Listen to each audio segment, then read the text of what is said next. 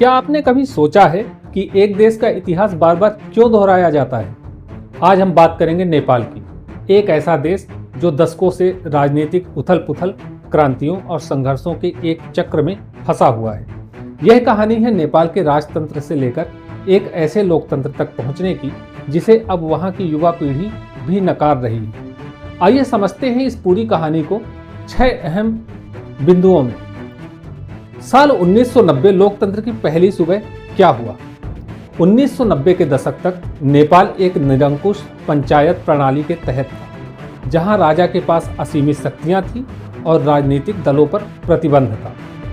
दशकों के दमन और 1989 में भारत द्वारा लगाए गए आर्थिक नाकेबंदी के कारण जनता में गुस्सा था। इस गुस्से ने जन आंदोलन को जन्म दिया, जिसमें नेपाली कांग्रेस और संयुक्त वाम मोर्चा ने मिलकर राजा के खिलाफ प्रदर्शन किया था। परिणाम इसका आया कि राजा वीरेंद्र ने जनता के दबाव में घुटने टेक दिए, पंचायत प्रणाली खत्म कर दी गई, राजनीतिक दलों को कानूनी मान्यता मिली और नेपाल एक संवैधानिक राजतंत्र में बन गया, जहां राजा की शक्तियां सीमित हो गई। 1996 गृह युद्ध की शुरुआत हुई, तब क्या हुआ? 1990 में लोकतंत्र तो आया, लेकिन सरकारें लगातार बदलती रही और भ्रष्टाचार चरम पर था। लोग इस नई व्यवस्था से निराश हो गए। इसी माहौल में नेपाल की कम्युनिस्ट पार्टी ने राजशाही को खत्म कर जन गणराज्य बनाने के उद्देश्य से एक सशस्त्र विद्रोह शुरू किया। यह संघर्ष गुरिल्ला युद्ध के रूप में एक दशक तक चला।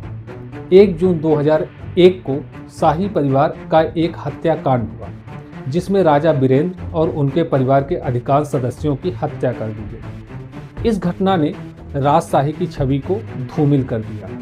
इसका परिणाम यह हुआ कि इस गृह युद्ध में 17,000 से अधिक लोग मारे गए, लाखों लोग विस्थापित हुए और हजारों युवा बेहतर जीवन की तलाश में विदेशों पर चले गए।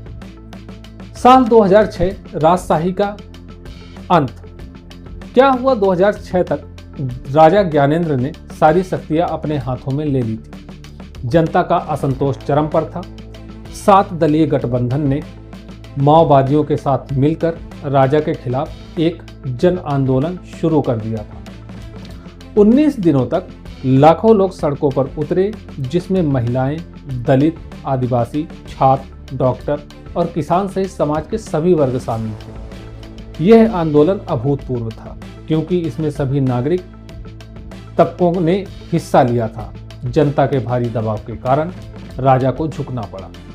संसद बहाल हुई और एक व्यापक शांति समझौता हुआ, पर हस्ताक्षर किए गए, जिनमें गृह युद्ध को समाप्त कर दिया गया।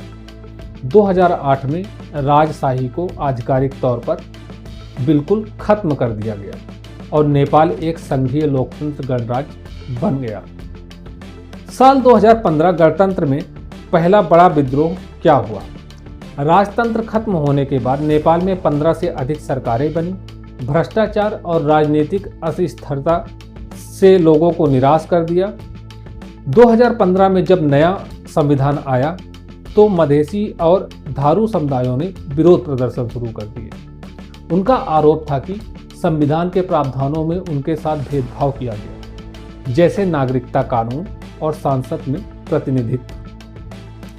दोस्तों, इसका परिणाम ये हुआ कि इस आंदोलन के कारण देश में 135 दिनों की नाकेबंदी हुई, 57 लोग मारे गए। नेपाल ने भारत पर अघोषित नाकेबंदी का आरोप भी लगाया। इस घटना ने दोनों देशों के बीच के संबंधों में तनाव भी पैदा किया। 2023-2024 राजशाही की वापसी की मांग हुई। गणतंत्र की विफलता से निराश होकर कुछ नेपाली नागरिक अब राजतंत्र की वापसी की मांग कर रहे हैं। उनका मानना है कि मौजूदा व्यवस्था अक्षम और भ्रष्ट है। राजशाही समर्थक विरोध प्रदर्शनों का नेतृत्व एक पूर्व माओवादी छापामार दुर्गा प्रसाई कर रहे हैं। उनका माओवादियों से राजशाही समर्थक बनने का सफर इस बात का सबूत है कि लोग मौजूदा प्रणाली से कितने निराश हैं। इसका परिणाम हुआ काठमांडू में बड़े पैमाने पर विरोध प्रदर्शन हुए, जिसमें राजतंत्र और हिंदू राष्ट्र की बहाली की मांग की गई। 2025 जेनजी का महाविद्रोह और चिंगारी हाल के प्रदर्शनों की शुरुआत सरकार द्वारा फेसबुक, एक्स और यूट्यूब जैसे सोशल मीडिया प्लेटफॉर्म पर प्रतिबंध लगाने से भी। युवाओं ने इसे अभिव्यक्ति की स्वतंत्रता पर सरकार द्वारा हमला माना। सोशल मीडिया प्रतिबंध सिर्फ एक चिंगारी थी, इसके असली कारण और बहुत कुछ है।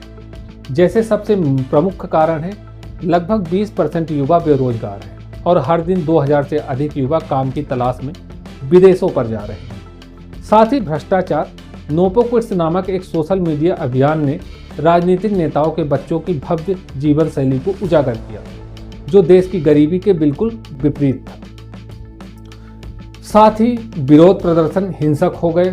प्रदर्शनकारियों ने संसद भवन, प्रधानमंत्री आवास और अन्य सरकारी इमारतों को आग लगा दी। उन्होंने सत्ताधारी और विपक्षी दोनों ही पार्टियों के नेताओं के घरों पर हमला किया। इस हिंसा में कम से कम 19 लोगों की मौत हुई और सैकड़ों घायल हो गए। वर्तमान स्थिति बहुत भयावह है। भारी दबाव के बाद प्रधानमंत्री केपी शर्मा ओली और गृह मंत्री रमेश लेखक को इस्तीफा देना पड़ा था। यह विद्रोह किसी एक पार्टी के खिलाफ नहीं, बल्कि पूरी राजनीतिक व्यवस्था के खिलाफ था। अब देश में राजनीतिक अनिश्चितता के दौर से गुजर रहा है। लोग सड़कों पर आगजनी कर रहे हैं, बड़ी बड़ी बिल्डिंग्स जलाई जा रही हैं। नेपाल का इतिहास दिखाता है कि हर बार एक नई व्यवस्था अपने वादों को पूरा करने में विफल होती है तो अगली क्रांति का जन्म होता है। क्या यह नया विद्रोह नेपाल में एक नए स्थिर युग की शुरुआत करेगा या यह विरोध और महाभंग का चक्र जारी करेगा?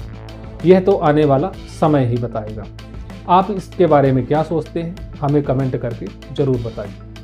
और हाँ, ये चैनल सब्सक्राइब करना मत भूलिएगा। मिलते हैं अगली वीडियो में, तब तक के लिए धन्यवाद।